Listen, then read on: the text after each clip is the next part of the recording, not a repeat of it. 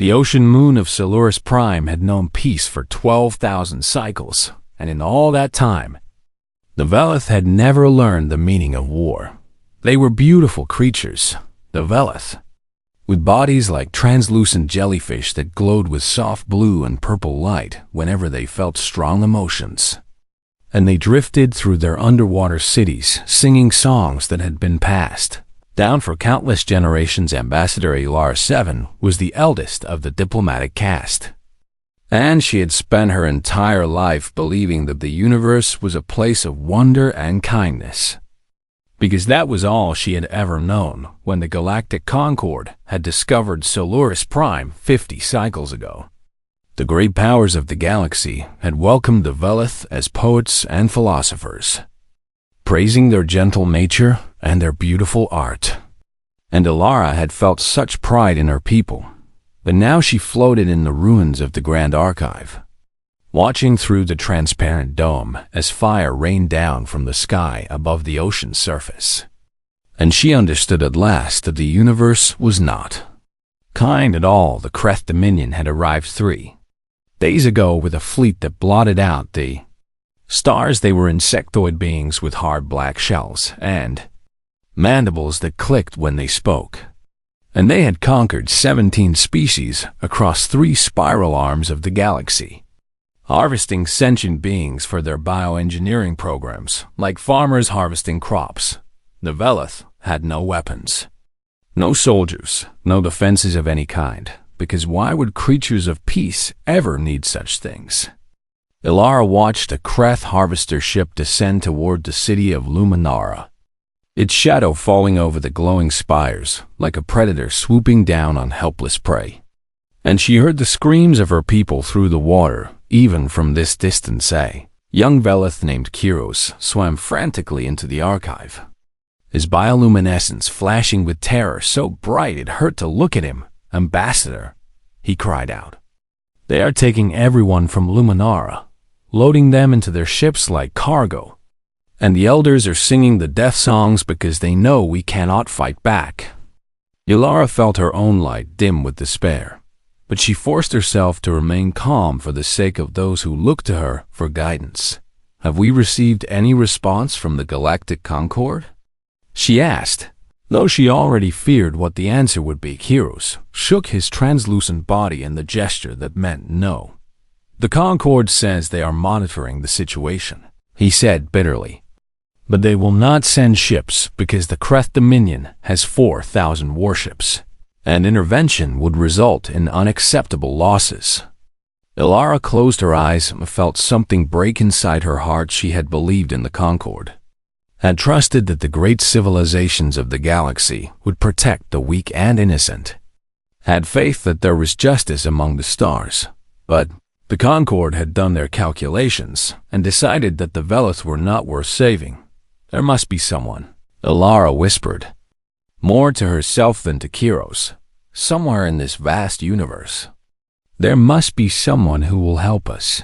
She swam to the communication console that still functioned despite the damage to the archive, and she began to compose a message. Not to the Concord this time, but to everyone. To anyone who might be listening, this is Ambassador Elara 7 of the Velith people. She spoke into the recorder, her voice trembling but determined. "And I am sending this message to all beings in the galaxy who still believe in mercy." She paused to gather her courage before continuing. "The Kreth Dominion is destroying my world and harvesting my people. And the Galactic Concord has refused to help us because they say the cost is too high." Tears that glowed with faint light drifted from her eyes as she spoke. "We have no weapons and no way to fight. And we are dying. And I am begging anyone who hears this message to please help us. Please save my people. Please show us that there is still kindness in the stars." She ended the transmission and sent it out on every frequency she could access, knowing in her heart that it was probably hopeless, that no one would answer, that her people would be harvested and her world would be forgotten. The message traveled outward at the speed of light.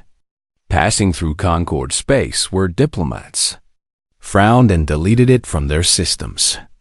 because it was politically inconvenient that passed through. Neutral territories where merchants heard it and shook their heads sadly before returning to their business because profit mattered more than conscience. It passed through the empty spaces between civilizations where no one lived and no one listened, and then it reached a sector of the galaxy that was marked on every star chart with warnings in 100 languages. A region that the Concord had quarantined and forbidden anyone to approach. A place labeled simply as Class 12 Deathworld. Do not APPROSN, the third planet of an unremarkable yellow star, in a facility buried deep beneath a mountain range called the Rockies. A young technician named David Chen was monitoring the deep space arrays when the transmission came through. He listened to it 3 times, his coffee growing cold in his hand, and he felt something stir in his chest that he could not quite name. It was an old feeling, ancient really, something that humans had carried with them since the days when they huddled around fires and protected each other from the darkness. David picked up his phone and called his supervisor. "Sir," he said quietly, "you need to hear this right now, within an hour." The transmission had reached the United Terran Defense Council within 2 hours. It was playing on every news network on Earth within 3 hours. Billions of humans were watching the footage that accompanied the message. Footage of glowing jellyfish-like beings being herded into harvesting ships. Footage of elders singing funeral songs as their cities burned. Footage of children crying out for parents who would never come, and something happened that the galaxy had never anticipated. Something that the Concord, with all their calculations, had never considered possible. Humanity got anger, not the cold political anger of diplomats weighing costs and benefits, but the hot righteous fury of a species that had clawed its way up from prey to predator, that had survived ice ages and plagues and wars and still somehow kept alive the belief that the strong should protect the weak. Galactic Concord had looked at Earth and seen only danger. A world where the gravity crushed bones and the atmosphere burned lungs, and predators hunted in every environment, and microscopic organisms waged invisible wars inside every living thing they had called humans. Deathworlders and locked them away behind quarantine buoys, warning all civilized species to stay far away from these dangerous primitives. But they had made a terrible mistake in their assessment. They had failed to understand that the same brutal world that had taught humans to kill had also taught them something else, something far more powerful. It had taught them to love. And now, across that quarantine death world, in every nation and city and small town, humans were watching the Velith die and feeling that love turn into something sharp and dangerous. They were not going to stand by and watch. They were going to answer the call. Commander Irina Volkov stood at the center of the United Terran Defense Council chamber, her boots planted firmly on the polished floor as she faced the most powerful leaders on Earth. She was not a tall woman, but she carried herself with the quiet confidence of someone who had seen battle and survived. And when she spoke, even the Secretary General listened. "You have all seen the transmission," she said, her voice cutting through the murmur of the assembled admirals and generals and politicians. "And you all know why I am here." Secretary General Marcus Webb leaned forward in his chair, his face aligned with the weight of impossible decisions. "Commander Volkov," he said carefully, "the Galactic Concord has designated humanity as a quarantine species, and if we intervene in this conflict, we will be violating 17 different treaties that we signed when we first made contact with the galaxy." Irina nodded slowly, acknowledging his point but not backing down. "With respect, sir, those treaties were written by species who looked at our world and saw monsters." She activated the holographic display behind her, showing images of Earth that the Concord had used in their classification reports. They saw a planet where the gravity is crushing by their standards, where our atmosphere contains a gas so corrosive that it rusts metal, where apex predators roam every continent and ocean, and where invisible organisms called bacteria and viruses kill millions of beings every year. The images shifted to show humans hunting, fighting, surviving. They called us Deathworlders and decided we were too dangerous to be allowed into civilized space. So they locked us away behind warning buoys and told the rest of the galaxy to stay far away from the scary primitives. She turned back to face the council, her eyes hard. But I did not come here to argue about treaties, because there is something more important at stake. She gestured, and the display changed to show the Velith transmission. The glowing beings crying out for help as Kreth harvesters descended on their cities. These people are dying right now, and the great civilized powers of the galaxy have decided that saving them is not worth the cost. Admiral Chen Wei, commander of the Pacific Fleet, spoke up from his seat. The Kreth have 4,000 warships, Commander, and we have less than 100 vessels capable of interstellar travel. So, what exactly are you proposing we do? Irina smiled, and there was something fierce in that smile that made several of the diplomats shift uncomfortably in their seats. I am proposing that we show the galaxy what Deathworlders are really made of. The chamber erupted in arguments, some calling her plan suicide, and others calling it their moral duty. But Irina simply stood and waited for the noise to die down. I am not asking permission, she said quietly when the room finally fell silent, because I already have 12,000 volunteers who are ready to crew whatever ships we can give them. Secretary General Webb stared at her in shock. 12,000 volunteers in less than 48 hours? Closer to 50,000 now, Irina replied. And the number keeps growing every hour as more people watch that transmission and decide they cannot sit by and do nothing. She stepped closer to the council table. The galaxy thinks we are monsters because we evolved on a world that tried to kill us every single day. But they do not understand what that really means. Her voice dropped lower, forcing everyone to lean in to hear her. It means we learn to survive. Yes, but it also means we learn to protect each other, to fight for our families and our tribes and our nations, to sacrifice ourselves for those who cannot fight back. She pointed at the image of the Velith still glowing on the display. Those people cannot fight, and they are crying out for someone to save them. And every instinct that evolution burned into our DNA is screaming at us to answer that call. The room was silent for a long moment. Then, Admiral Chen Wei stood up slowly. I will command the fleet personally, he said, because Commander Volkov is right, and I did not become a soldier to watch innocent people die while I sat safely behind a desk, one by one. The other military leaders rose to their feet, pledging their ships and their crews, and Secretary General Webb watched with something like awe in his eyes.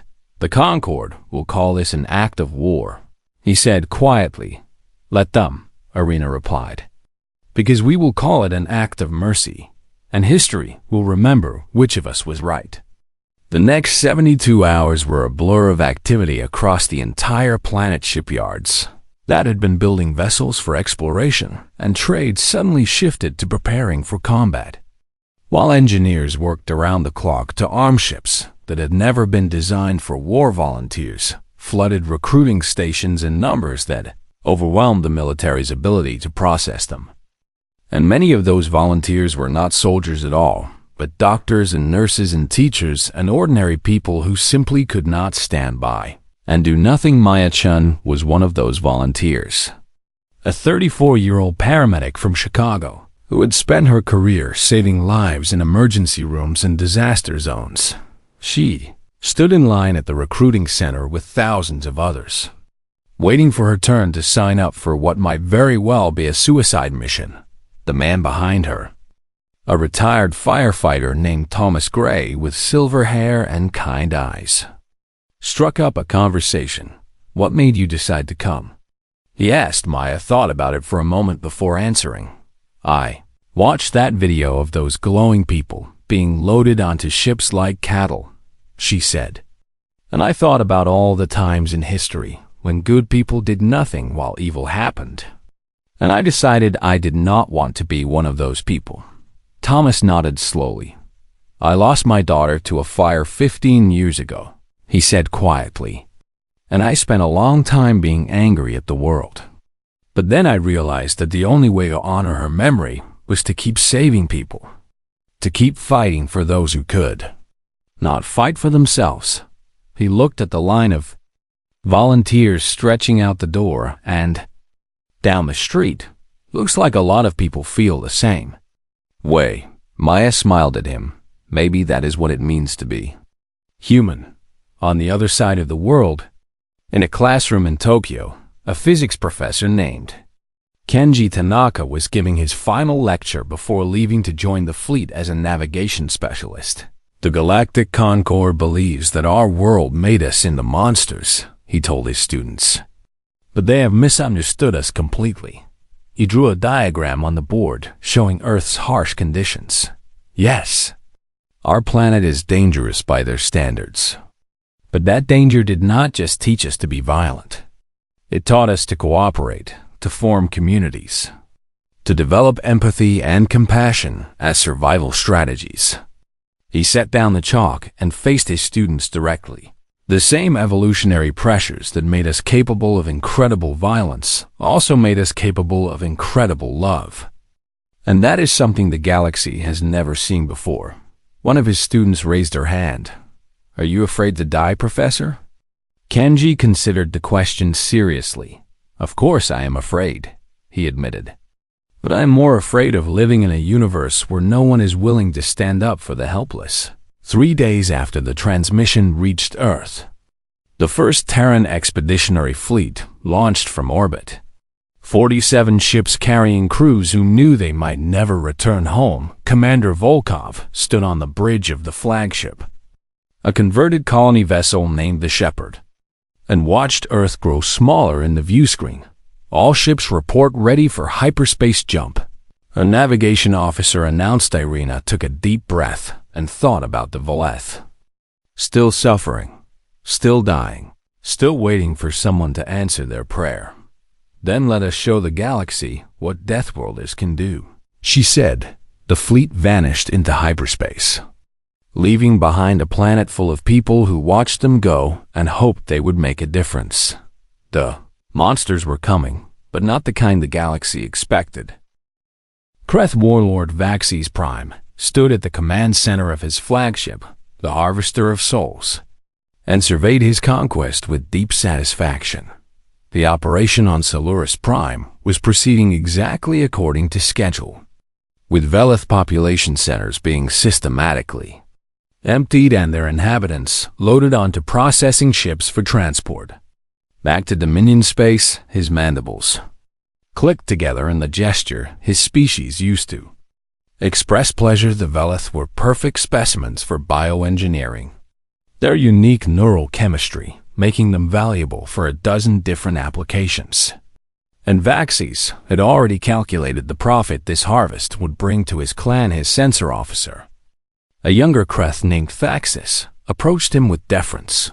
Warlord, Thaxis said, our scouts report that the remaining Velith resistance has collapsed, and we should have complete control of the moon within 2 more cycles. Vaxes waved a dismissive claw. There was never any real resistance, he said, because these creatures have no concept of fighting back, which makes them the easiest harvest we have conducted in years.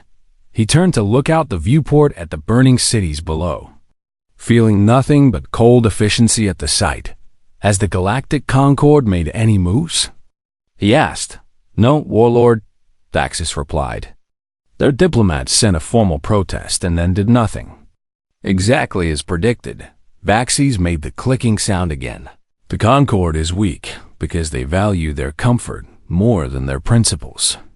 And as long as we do not threaten their core worlds, they will always find reasons to look the other way.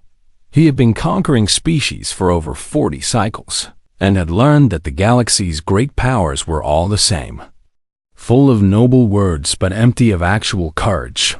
Then the alarm started screaming. Thaxis rushed to his console. his compound eyes widening in what looked almost like fear. "Warlord," he said, his voice shaking. "We are detecting hyperspace signatures at the edge of the system. Multiple contacts emerging from jump." Vaxis felt a flicker of annoyance. How many ships, and what species? Thaxis stared at his readings for a long moment before answering. 47 ships. "Warlord, and the configuration does not match any known Concord design." He turned to face Vaxis with an expression the Warlord had never seen on a Kreth officer before. The transponder codes identify them as Terran vessels from the Sol Quarantine Zone. Vaxis froze. Every species in the galaxy knew about the Quarantine Zone, the region of space that contained the infamous Death World, designated Sol 3. And every species knew to stay far away from it. The beings who lived there were classified as Class 12 hazards, meaning their homeworld was so dangerous that anything that evolved there was considered a threat to civilized life. "That is impossible," Vaxis said slowly, "because the Concord Quarantine has held for decades, and no one would be foolish enough to release those creatures." But the evidence was right there on his sensor displays. 47 ships that should not exist approaching his fleet in a formation that made no tactical sense. "Open a communication channel," he ordered, "because I want to see what these Deathworlders think they are doing." The view screen flickered and then showed a face that Vaxis had only seen in classified briefings. A human face with pale skin and short dark hair and eyes that held no fear at all. "This is Commander Irina Volkov of the Terran vessel Shepherd," the human said, her voice calm and steady. "And you have 40 minutes to withdraw from Vela space." Vaxis stared at her for a moment, trying to process what he was seeing. "You bring 47 ships against a fleet of 4,000? He asked, his mandibles clicking in what would have been laughter if he were not so confused. "Your species is even more primitive than the reports suggested." The human smiled, and something about that expression made Vaxis feel a sensation he had not experienced in many years. 4,000 ships, the human repeated. "Crewed by species who evolved on worlds the galaxy considers safe and comfortable. Species who have never known true predation or genuine struggle for survival." She leaned forward slightly. "We evolved on Earth. Warlord, a world where the very air you breathe will corrode your lungs, where the gravity will crush your bones, where every environment from the frozen poles to the burning deserts contains predators that want to eat you." Her smile widened. "We ate our way to the top of a food chain that tried to kill us every single day for millions of years. And your 4,000 ships are crewed by beings who have never faced anything like us." Vaxis felt his exoskeleton tighten involuntarily. "You are outnumbered nearly 100 to 1, he pointed out. "And no amount of evolutionary advantage can overcome those numbers." The human checked something on her wrist. A primitive timekeeping device. "You have 39 minutes now," she said, "and I suggest you use them wisely." The communication ended abruptly, leaving Vaxis staring at a blank screen. "Warlord," Thaxis said hesitantly, "what are your orders?" Vaxis turned to look at his sensor displays, watching the 47 tiny icons of the Terran fleet beginning to move toward his 4,000 warships. For a moment, he considered retreating, because everything he knew about Deathworlders suggested they were not bluffing about their capabilities. But then his pride reasserted itself. Had 4,000 ships and decades of conquest experience, and he was not going to run from a handful of primitives who had only recently discovered faster-than-light travel. "All ships," he commanded, "form battle lines and prepare to engage." His fleet began to reorganize. Thousands of warships arranging themselves in the patterns that had crushed a dozen species before the Lithan, the bridge of the Shepherd. Commander Volkov watched the Kreth fleet form up and felt a grim satisfaction. "They are not retreating," Admiral Chun observed from his position beside her. "No," Irina agreed. because they do not understand what they are facing. She turned to address the entire bridge crew, men and women from every nation on Earth who had volunteered for this mission. I am not going to lie to you about our chances, she said, because we are outnumbered and outgunned and very far from home. She looked at each of them in turn. But down there on that moon, there are innocent people who are being harvested like animals. And the entire galaxy has decided they are not worth saving. Her voice hardened. We are going to prove the galaxy wrong. She turned back to the view screen. All ships. This is Commander Volkov, and I have one order for you. She took a deep breath. Show them what humans are made of. The first Terran expeditionary fleet surged forward, accelerating at rates that made the Kreth sensor officers gasp in disbelief. And the Battle of Solaris Prime began. Vaxis watched the human ships approach and realized with growing horror that they were not moving like any vessels he had ever encountered. They burned through space with an aggression that seemed almost personal, weaving and diving and changing direction in ways that should have been impossible for ships of their size. They are accelerating at forces that would kill any crew, Thaxis reported, his voice filled with confusion. But the human ships kept coming, and when they opened fire, their weapons struck with a precision that the Kreth had never faced before. The first Kreth warship exploded before anyone understood what was happening. Then the second and the third. Warlord Vaxis began to understand, far too late, that the galaxy's warnings about Deathworlders had not been exaggeration at all. The battle that followed would be studied in war academies across the galaxy for centuries to come. Though most species would refuse to believe the reports were accurate, the Kreth outnumbered the Terran fleet by nearly 90-1, possessed superior firepower, held established positions, and had generations of conquest experience to draw upon. What they lacked was any understanding of what humans were willing to sacrifice for strangers. Sergeant Maya Chun crouched in the airlock of the assault shuttle, checking her weapon one final time as the small craft screamed toward a Kreth harvester ship filled with captured Velith. 30 seconds to breach, the pilot announced over the com. Maya looked at the Marines around her, men and women from a dozen different countries who had trained for only 3 days for this mission. And she saw no fear in their eyes. What she saw instead was determination. Remember the mission, she said, her voice steady despite the chaos outside. We get the civilians out, and we get them to the evac ships. And we do not stop until every last one of them is safe. The shuttle slammed into the harvester's hull, and the breach charges fired, blowing a hole through the alien metal. Maya was first through the gap, her boots hitting the deck of the Kreth ship as her weapon came up, searching for targets the Kreth had never faced borders before, because no species in the galaxy was insane enough to fight hand-to-hand when ship weapons existed. But humans had been fighting close-quarters battles for all of their recorded history, and the instincts that had served their ancestors in jungles and trenches and city streets served them now in the corridors of an alien starship.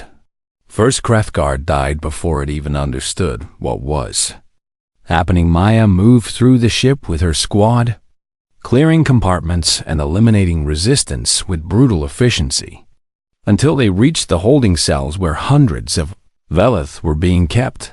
The glowing beings cowered away from the humans at first, their bioluminescence flickering with terror, because they could not understand why these strange creatures had come.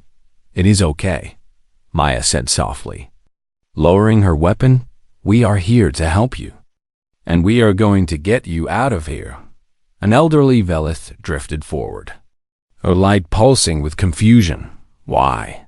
She asked in broken galactic standard. Why would you come here for us when your own lives are in danger? Maya smiled gently. Because where I come from, we believe that the strong should protect the weak. And right now you need protecting. She gestured to her squad. Now let us move. because we have a lot more people to save across the battlefield. Similar scenes were playing out on dozens of Kreth vessels. Human marines boarded harvesters and prison ships, fighting through corridors and cargo holds, taking wounds that would have killed softer species and keeping on fighting. Thomas Gray, the retired firefighter from the recruiting station, led his team through a transport ship's engine room, his shoulder bleeding from a plasma burn that he ignored completely. "Keep moving," he shouted to his people, "because those civilians are counting on us." A Kreth warrior stepped out from behind a bulkhead, and Thomas shot it without breaking stride, his old firefighter instincts translating seamlessly into combat reflexes. Had spent 30 years running into burning buildings when everyone else was running out. And this was no different. The mission was to save lives. And Thomas Gray was not going to stop until the mission was complete in space. The naval battle raged with a ferocity that the Kreth had never experienced. Human pilots flew their ships with an aggression that bordered on suicidal, diving into formations of enemy vessels and unleashing everything they had. Lieutenant Kenji Tanaka, the physics professor from Tokyo, sat at his navigation console and calculated firing solutions with the precision that had made him famous in academic circles. "Coming around for another pass," the pilot announced. "Negative," Kenji replied, his voice calm. "If we adjust our vector by 3 degrees and cut thrust at the optimal moment, we can take out the shield generator on that command ship before they can respond." The pilot looked at him. "That will put us directly in the path of their main batteries." Kenji smiled slightly. "I know. But if we destroy that generator, the Shepherd can breach their formation and reach the civilian transports." Met the pilot's eyes. "Sometimes the math says you have to take the hit so someone else can make the shot." The pilot nodded and adjusted their course. Kenji watched the Kreth command ship grow larger in the viewport and thought about his students back on Earth, hoping they would understand why he had made this choice. The ship shook as plasma fire struck the hull, but Kenji kept his hands steady on the controls. They were not going to miss the surface of Solaris Prime. Ambassador Alara 7 huddled in the ruins of her city with a group of younglings she had gathered from the chaos. The sounds of battle echoed through the water above, flashes of light from explosions illuminating the depths, and she did not know if the fighting meant rescue or simply a different kind of destruction. Then, a human in a strange suit descended through the water toward her, moving with difficulty in the liquid environment, but moving non-Athelas. Alara raised her appendages defensively, placing herself between the stranger and the children. The human stopped and raised empty hands. "Ambassador Alara 7? The human asked through a translation device. "I am Corporal David Chun, and I was the technician who first received your transmission." Alara stared at him, her bioluminescence flickering with disbelief. "You heard my message," she whispered. "Everyone on Earth heard your message," David replied. "And we could not just do nothing." He gestured toward the surface. "We have evacuation ships waiting to take your people to safety, but we need to move quickly because the Kreth are not giving up easily."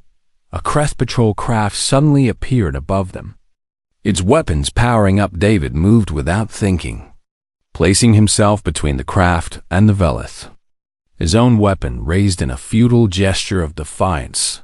The patrol craft fired, and a Terran fighter screamed down from above, destroying the Kreth vessel in a ball of flame. Before pulling up at the last second, David let out a breath he had not realized he was holding.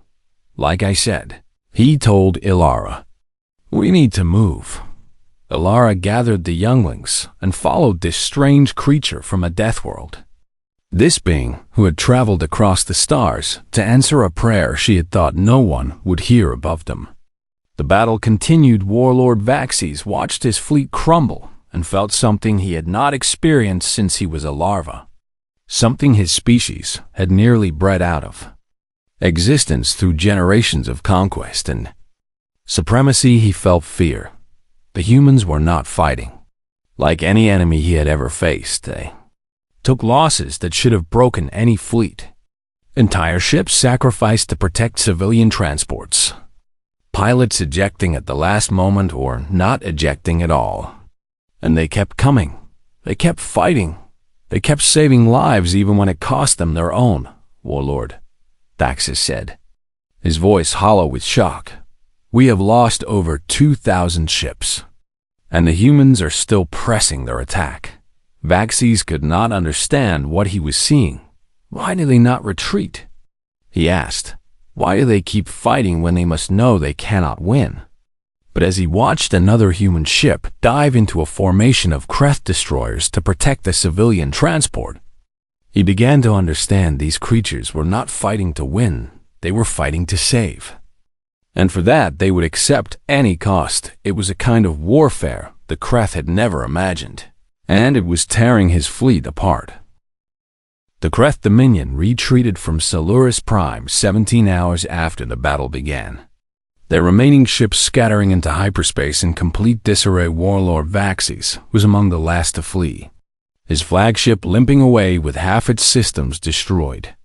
And as he watched the Deathworld creatures secure their victory, he knew that the galaxy would never be the same. The Kreth had lost over 2,300 ships, nearly 60% of their invasion force. To a fleet less than 1/50th their size, humanity had lost 31 vessels and over 4,000 souls.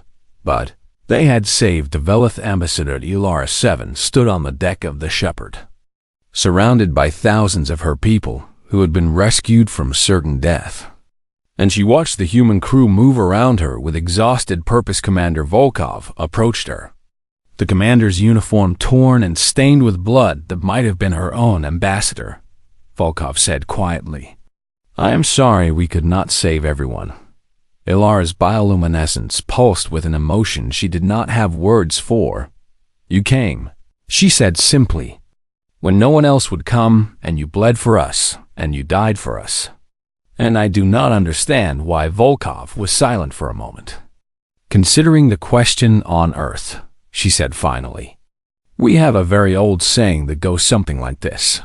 The true measure of a civilization is not how it treats its powerful, but how it treats its powerless. She looked at the Velith refugees gathered on her ship. You were powerless, and you were suffering. And we could not just watch and do nothing. Ilara reached out with a glowing appendage and touched Volkov's hand. The galaxy calls you monsters, she said. But I have never met beings with kinder hearts. 3 weeks later, Ambassador Wei stood before the full assembly of the Galactic Concord, facing representatives from 100 different species, who had gathered to condemn humanity's violation of quarantine. The chamber was vast and filled with beings of every shape and size, and they all looked at Wei with expressions ranging from fear to anger to cold disapproval. The Concord speaker, a tall crystalline being from a species known for their judicial temperament, opened the proceedings. Ambassador Wei, the speaker said, humanity stands accused of violating 17 treaties, breaking quarantine protocols, engaging in unsanctioned military action, and destabilizing an entire sector of Concord space. So how does your species plead? Wei stood straight and met the speaker's gaze without flinching. We plead that we did what was right. The chamber erupted in outrage, dozens of species shouting their disapproval. But Wei simply waited for the noise to die down. When it finally did, she spoke again. You called us Deathworlders, she said, her voice carrying to every corner of the vast room. And you looked at our planet and saw only danger. And you looked at our history and saw only violence. And you were right. She paused to let that sink in. Earth forged us in blood and fire and struggle, in ice ages that nearly drove us to extinction, and plagues that killed half our population, and wars that taught us terrible things about ourselves. Her voice grew stronger. But you missed something in your assessment, something that makes all the difference. She gestured toward the gallery, where a delegation of Velith watched with their soft glowing light. You missed that the same world which taught us to kill also taught us to love, to protect, to sacrifice ourselves for those who cannot protect themselves. She stepped forward. We are not monsters because we come from a death world. We are what we are because we come from a death world and we chose to be kind. The chamber was silent now, every being hanging on her words. The Velith asked for mercy, and they asked for help, and they asked someone, anyone, to save them from extinction. Her voice grew hard. And you, the great civilized powers of the galaxy, calculated the cost and decided it was too high. So you sent your formal protests and your deepest sympathies, and then you did absolutely nothing. She pointed at the assembly. We are the monsters you locked away because you were afraid of what we might do. But when innocent people were crying out for help, we were the only ones who answered. The Concord speaker leaned forward. And what would you have us do? Ambassador, simply forgive your violations because your intentions were good. Wei smiled, and there was something ancient and fierce in that expression. I would have you ask yourselves what kind of galaxy you want to live in. She turned to address the entire assembly directly. A galaxy where the powerful stand by while the innocent suffer because intervention is inconvenient. Or a galaxy where someone somewhere will always answer when people cry out for help. She looked at each delegation in turn.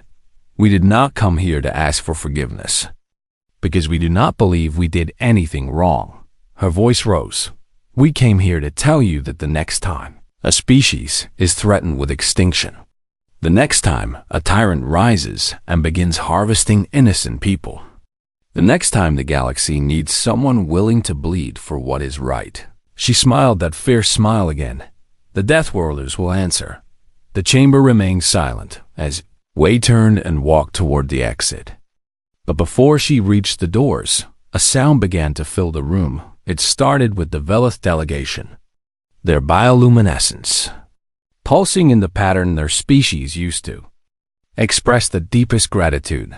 Then, a small delegation of insectoid beings from a species the Krath had conquered 50 years ago began to click there.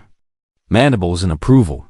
Then another delegation joined in, and another, until half the assembly was expressing their support.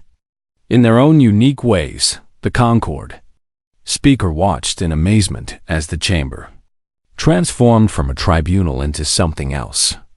Entirely, Wei paused at the doorway and looked back. Maybe the galaxy is ready for a different kind of civilization after all. 6 months later, Commander Volkov stood on a balcony overlooking the new Velis settlement on Earth.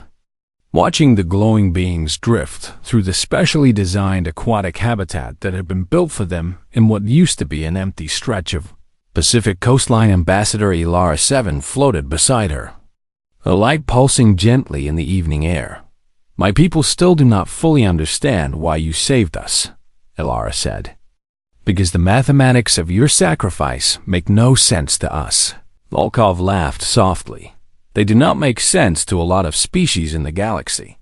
She leaned on the railing and watched the sunset paint the sky in colors of orange and gold.